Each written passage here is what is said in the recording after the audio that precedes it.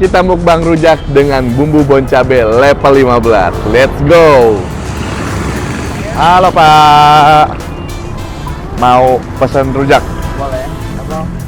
Eh, 50.000 cukup nggak segini? Cukup.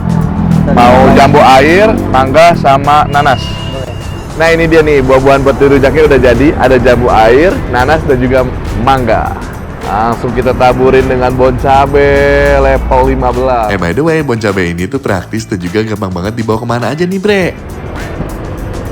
Ini rasanya jadi unik banget. Segar, pedas, asin, gurih. Enak banget cuy.